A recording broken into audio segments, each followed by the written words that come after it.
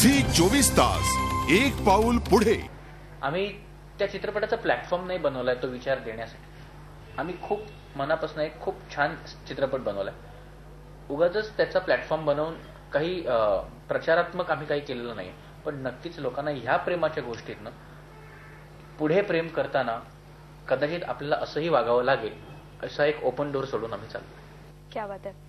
प्रेमाची गोष्ट एक रोमॅन्टिक सिनेमा, एक लव्ह स्टोरी आहे आणि लव्ह स्टोरी करताना अतुल कुलकर्णीला निवडणं आणि सागरिका म्हणजे एक तिला मराठीचा थोडा त्रास आहे आणि हा सिनेमा एकूणच याची जी बांधिलकी आहे ह्या दोघांना कास्ट करणं म्हणजे कसं सुचलं तुला? किंवा जसं तू मगाशी म्हणालीस की आज आपल्याकडे अतुल कुलकर्णी सारखा अभिनेता असणं हे खरंच आपल्या सगळ्यांचं खूप I mean we are all lucky to have an actor like him. आणि मला नाही वाटत जितकं लोक त्यांच्याबद्दल बोलतात की खूप सिरियस आहेत, खूप डिफिकल्ट टू अप्रोच आहेत, तसं नाही आहेत अजिबात. म्हणजे येस, मी खूप भीत त्यांना गोष्ट दिली होती, पण ती माझी भीती या कारणासाठी होती की त्यांनी माझी गोष्ट एक्सेप्ट करावी. ती एक एन्झायटी असते ना की आपण परीक्षा दिल्यानंतर आपला असं खूप विचार असतो की आपल्याला चांगले मार्क मिळावे. तर माझी अशी खूप इच्छा होती की त्यांना ती गोष्ट आवडावी. ज्या क्षणी त्यांना ती गोष्ट आवडली त्याच्यानंतर माझ्यासाठी तो बॅरियर मी क्रॉस केला होता त्यांच्यापर्यंत त्या क्रिएटिव्हिटी वाईज पोहोचण्याचा गोष्टीच्या. त्याच्यानंतर माझ्या मते ह्या सिनेमाचं बाय प्रोडक्ट असं झालेलं आहे की माझी अतुल कुलकर्णींबरोबर खूप मस्त मैत्री झाली. आणि जितके सिरियस ते लोकांना खरंच वाटतात ते कदाचित कुठेतरी त्यांच्या पर्सनॅलिटीचा भाग आहे, पण ते नाही आहेत सिरियस. मी काही 3-4 दिवसांपूर्वी त्यांच्या एका व्याख्यानमालेला गेलो होतो. तुम्ही ती खरंच लोकांनी येऊन ती बघितली पाहिजे. लोक घडाघडा हसत होते थिएटरमध्ये. कोणीही नाही म्हणणार की अतुल कुलकर्णी हा खूप सिरियस माणूस आहे. नाही, आणि प्रेमाची गोष्ट करताना तर मला वाटलंच नाही. तो फोटो बघतेस मागे, आत्ताही त्यांना बसलेला बघतेस. लोकांनी काही दिवसापूर्वी त्यांना खूप ते गुप्तेमध्ये बघितलं असेल. ते स्माईल करताना तर इतके छान दिसतात. माझ्यामध्ये अशा पद्धतीचे रोल त्यांच्याकडे आले. आणि मुख्य म्हणजे थोडीशी प्रवृत्ती त्यांची गंभीर असेल पण डिफिकल्ट किंवा सिरियस. उलट माझं असं म्हणणं आहे की आम्ही फार कमी वेळा एकमेकांबरोबर ह्या चित्रपटाच्या दरम्यान सिरियस झालो. आम्ही अतिशय फ्रेंडली लेवलवर हा चित्रपटाचं, कारण का बेसिकली त्याचा विषयही तसा होता. बेसिकली त्यांना तसं माणूसही पोर्ट्रे करायचं. आणि जसं जसं ट्युनिंग होत गेलं ना, जसं सागरिका म्हणाली की नॉट ओनली सागरिका पण त्यांनी सगळ्यांना हळूहळू हळूहळू हळूहळू जसे once you start knowing him no, तुम्हाला कळतं की खूप कम्फर्ट लेवलला त्यांच्यावर काम करायला. I really enjoyed. परत मला एक असा ऍक्टर पाहिजे होता जो खूप सेन्सिटिव्ह होता. इतके सेन्सिटिव्ह रोल केल्यानंतर अजूनपर्यंत अतुल कुलकर्णींनी लव्ह स्टोरी का केली नाही हा खूप मोठा प्रश्न होता. आय एम लकी की माझी लव्ह स्टोरी, त्यांच्या आयुष्यातली पहिली लव्ह स्टोरी ही माझी गोष्ट झाली ऑन स्क्रीन. त्यांना कास्ट केल्यानंतर खूप मोठा प्रश्न होता की मुलगी कोण कास्ट करायची, कारण का ते त्यांच्या स्वतःबरोबर एक फ्रेशनेस क्वेश्चन घेऊन येतात. खूप चित्रपट करत नाहीत, एक्सक्लुझिव्हिटी खूप आहे त्यांच्या सिलेक्शनची, त्यामुळे मग फ्रेशनेस हवा होता.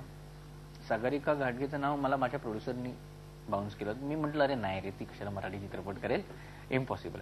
पण आम्हाला काय वाटलं की नाहीच आहे ना, तर देऊन तर बघूया गोष्ट दिल्यानंतर तिला ती गोष्ट आवडली. तिने भेटायला बोलवल्यानंतर ती जेव्हा माझ्याशी मराठीत बोलली तेव्हा मी असं म्हटलं अरे बापरे आता काय. आणि ती म्हणाली मला खूप आवडले, मला करायला आवडेल, पण डबिंग मीच करणार. म्हणाला अरे बापरे बॉलिंग वाढला, थोडीशी भीती वाढली. सेटवर तिने खूप मेहनत करून स्क्रिप्ट व्यवस्थित पाठ करून माझ्याकडनं 1-1.5 महिना वाचन करून ते डायलॉग्स पाठ करून अतुल सरांबरोबर, रोहिणीताईंबरोबर जे प्रसंग आहेत ते करून सेटवर खूप मेहनत करून ते तिने पार पाडलं. पण त्याच्यापेक्षा दुप्पट मेहनत तिने डबिंगसाठी घेतली. एक वाक्य 100 वेळा बोलून, प्रोनाऊन्सिएशन नीट येत आहेत की नाही करून संपूर्ण अस्खलित मराठीत डबिंग तिने केलंय. आणि तिच्या बोलण्यातला जो एक स्वीटनेस क्वोशंट आहे तो आम्हाला तसाच मेंटेन ठेवायचा होता. अतुल सरांपासून ते माझा लेखक जो आहे चिन्मय केळकर त्याच्यापर्यंत सगळ्यांचं असं म्हणणं होतं की तिच्याचकडनं डबिंग करून घेऊया. आणि आमचं सगळ्यांचं असं ओपिनियन होतं की तीच डबिंग करेल. ती रोज डबिंग म्हणून जाताना सांगायची उद्या मीच येणार आहे डबिंग करायला. म्हटलं अगं डोंट वरी, तुला 2 दिवसाची सुट्टी देऊन कोणाहीकडनं करून घेणार नाहीये. आणि मग सीट टू बिलीव्ह तिने खूप छान काम केलं. त्यामुळे म्हणून अतुल कुलकर्णी आणि सागरिका घाटगे, कारण का दोघांचा एक फ्रेशनेस क्वोशंट, एक सरप्राईज क्वोशंट मला लोकांपर्यंत आणायचं. Sir, apart from this film, प्रेमाची गोष्ट हा जो कॉन्टेस्ट आहे तो आपण काही दिवसांपूर्वी अनाऊन्स केलेला आणि अनेक कविता, अनेक चारोळ्या आपल्याला प्रेक्षकांनी पाठवल्या. त्यापैकीच एखादी चारोळी अतुल सर तुम्ही? ह्यातली ही खरं मोठी कविता आहे, परंतु रविराज साबळेची कविता आहे, मानखुर्द, मुंबई. पण त्या कवितेमधल्या एक 5-6 ओळी मला खूप आवडल्यात, त्या मी म्हणतो.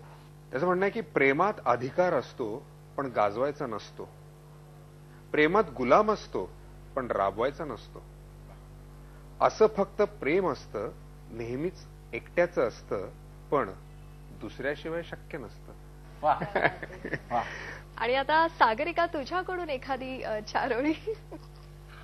हा, दिस इज बाय श्रीकांत मैत्रिये. खरं प्रेम हे मनात असतं, शब्दापेक्षा मौनातून दिसतं, पापण्या मिटून घेतल्या तरी गालावर फुललेलं असतं. फुललेलं. आणि आता सतीश, तू एखादी? भूपेश गईकर म्हणून आहेत, त्यांनी हे लिहिलं चारोळी. कोरड्या वाळूसारखी असतात माणसं, कधीही निसटू शकतात. कोरड्या वाळूसारखी असतात माणसं, कधीही निसटू शकतात. प्रेमाचा ओलावा असेल तरच नाती तग धरू शकतात. क्या बात आहे. चला मग, कवितांची ही मैफल अशीच रंगणार आहे, पण आता वेळ झाली एका छोट्याशा ब्रेकची. लवकरच भेटूया.